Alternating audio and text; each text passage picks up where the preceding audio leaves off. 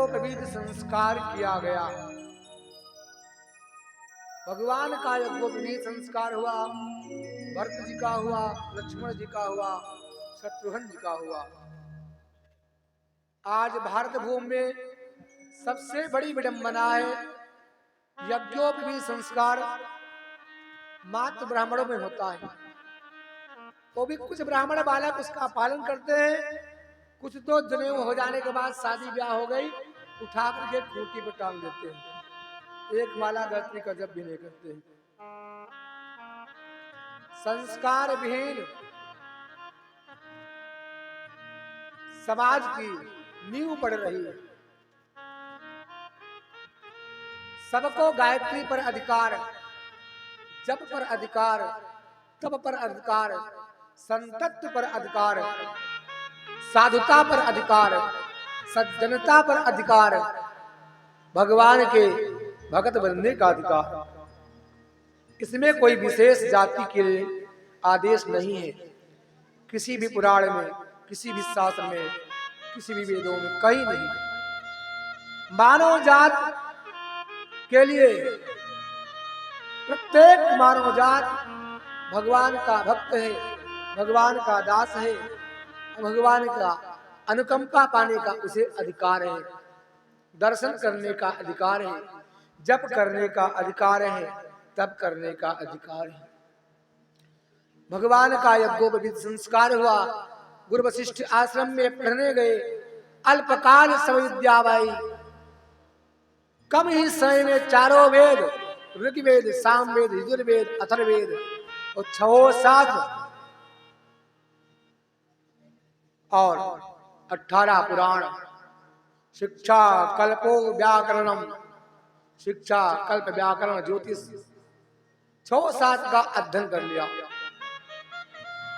और 108 उपनिषद सब भगवान अल्पकाल में भगवान के शरीर में ही व्याप्त है, प्रस्फुटित हो गए, प्रकट हो गए। भगवान गुरुदेव वशिष्ठ के आश्रम से आए। अब देखिए, ये बहुत गंभीर बात आपको हम बताने जा रहे हैं, याद आ गई, भोलेनाथ कृपा, हनुमान जी की कृपा ही है। भगवान राम वशिष्ठ आश्रम में पढ़ रहे हैं चारों भाइयों के साथ। सम्राट चक्रवर्ती दशरथ जी के नगर में एक केवट रहता है, सरजू के किनारे नाव चलाता है। यदा कदा दशरथ को नाव पर बिठा करके सरजू में क्रीड़ा कराता, खेलते। उसकी जो श्रीमती जी हैं, चक्रवर्ती सम्राट को भाई मानती हैं, रक्षाबंधन में जाती है और राखी बांधती है। और उनके घर में एक सुंदर सा बालक का जन्म हुआ। तो चक्रवर्ती सम्राट बालक को देखने गए, बहुत सारा उपहार दिया, नख से सिर तक श्रृंगार का जो स्वर्ण उपहार होता सब दिया। और धीरे धीरे जब बालक को 5 वर्ष का हुआ तो केवट की पत्नी चक्रवर्ती सम्राट के पास जाती है और कहती है, हम तो निषाद हैं, हमारे बच्चे कहाँ पढ़ेंगे, हम तो सरजू में नाव चलाएंगे, उसी से पालन पोषण होगा। तो चक्रवर्ती सम्राट कहते, नहीं नहीं, हमारे राज्य में ऐसा नहीं है, जहां मेरा बेटा राम पढ़ेगा वहां आपका बेटा भी पढ़ेगा। उसी आश्रम में, वशिष्ठ आश्रम में, जहां चारों वेद, शास्त्र, पुराण पढ़ाए जाते हैं, उसी में उनका बेटा भी पढ़ाया जा रहा, केवट का बच्चा पढ़ रहा है। यही बच्चा आगे चल करके श्रृंगवेरपुर में महाराज दशरथ ने गुह उनका नाम रखा और श्रृंगवेरपुर का राजा बना दिया, जिनको कहते हैं गुहराज, निषाद राज गुह। यह समानता थी। ये कथा सामाजिक समरसता के तत्वाधार में है। समाज को जोड़ा जाए, समाज के बिखरे हुए लोग इधर इधर उधर जो भटक चुके हैं उनको जोड़ करके अपनी संस्कृति से लगाकर रखा जाए। इसी के तत्वाधार में एक कथा है कि समाज हमारा बिखर न जाए। जैसे हमारा शरीर के समस्त अंग प्रत्येक कार्य में सहयोगी होते हैं, इसलिए समाज का प्रत्येक व्यक्ति हर कार्य में समाज के उत्थान में सहयोगी होता है। हमारे शरीर में आंख है, कान है, नाक है, हाथ है, पैर है, सबका अपना अपना कार्य है। इसी प्रकार हमारे समाज में जितने भी मनुष्य हैं सबका अधिकार है कि समाज में बढ़ करके समाजोत्थान में अपना बढ़ चढ़ के भाग ले और कार्य करें। जब सब मिलकर के रहेंगे समाज में तो सबका आदर होगा, सम्मान होगा और समाज में क्रांति आएगी, भक्ति की, सनातन संस्कृति की, सभ्यता की, आचरण की, तर्क की। जैसे जैसे समाज इससे उतर जाएगा तो तर्कहीनता, आचरणहीनता दूर हो जाएगी। दुनिया में, समाज में जब तक हम श्रेष्ठों के संगत में रहते हैं, जुड़े रहते हैं, उनकी कृपा और अनुकंपा बनी रहती है तो हम सही मार्ग पर चलते रहते हैं।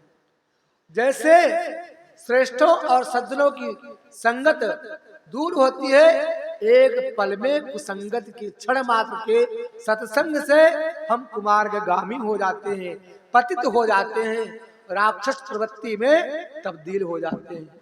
इसलिए न सत्संग को न समय हो तो श्रेष्ठों के संगत में रहो, बड़ों की संगत में रहो, जो अनुभवी है, समाज के अग्रगण्य हैं, उनके कृपा का भाजन बनो, उनके कृपा पात्र बनो, तो आपका पतन समाज में कभी नहीं हो सकता है।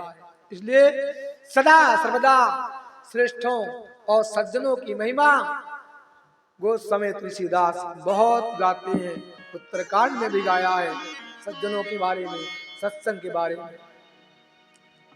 अब चलते हैं, भगवान राम ने श्री अयोध्या धाम को अपने प्रेम से, अपने वाक चपलता से, अपने व्यवहार से, क्या नन्हे मुन्ने बच्चे, क्या बालक, क्या युवान, क्या बुजुर्ग, सबको बस में कर रखा है। सब प्रेम करते हैं, आनंदित हैं, कोई शिकायत नहीं है, प्रसन्न चित्त हैं।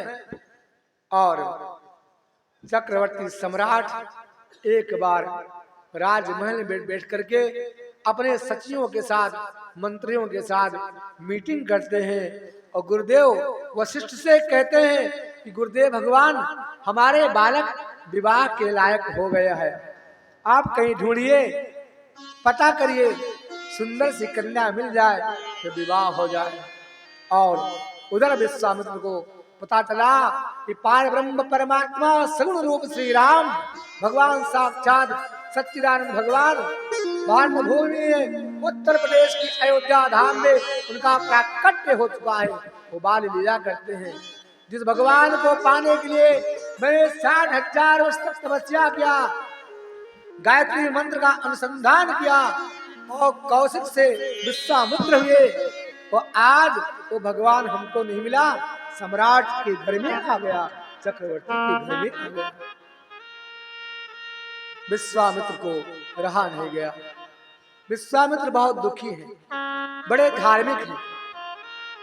रावण ने तपस्या जब की तो उन्होंने यही कहा, हम काहू के मरे न मारे, बानर मनुज जात दीवारे। समाज में जो बंदर है वो तो मेरा आहार है, वो मनुष्य की सभ्यता का, मानवता का हम नाश कर देंगे, किसी को धार्मिक रहने ही नहीं देंगे। कोई यज्ञ करेगा उसको नष्ट करेंगे, कोई सत्संग करेगा उसको नष्ट करेंगे, कोई समाज में भगवान का कथा वार्ता सत्संग करता है उसको नाश कर देंगे। और बड़े बड़े जय देश निकासे, गांव गांव को देश निकासा कर देंगे, आचार्यों को, ब्राह्मणों को, संतों को मारेंगे, पीटेंगे, खाएंगे, राक्षसों से खवाएंगे। इस प्रकार प्रवृत्ति समाज में फैली। इसके लिए विश्वामित्र बहुत दुखी है। आपके बिहार में जनकपुर के आसपास जो बक्सर का क्षेत्र है वो विश्वामित्री का क्षेत्र है। वहां बैठे विचार कर रहे हैं विश्वामित्र जी महाराज कि हम यज्ञ करते हैं तो मारीच सुबाहु आकर के यज्ञशाला में हड्डी मांस रुधिर डाल देते हैं, यज्ञ हमारा व्यर्थ हो जाता है, हम कैसे यज्ञ करें। अब भगवान आ ही गए हैं तो चलो अयोध्या में चल करके हम भगवान को मांग लाते हैं। तो सम्राट हैं, बड़े दिलदार हैं, मेरी बात को मानेंगे नहीं, टालेंगे नहीं, मना नहीं करेंगे, ना नहीं करेंगे। बक्सर साले बाबा महाराज विश्वामित्र वहां से चल देते हैं और चलते चलते आगे बढ़ते चले जा रहे हैं। विश्वामित्र वहां बन जाने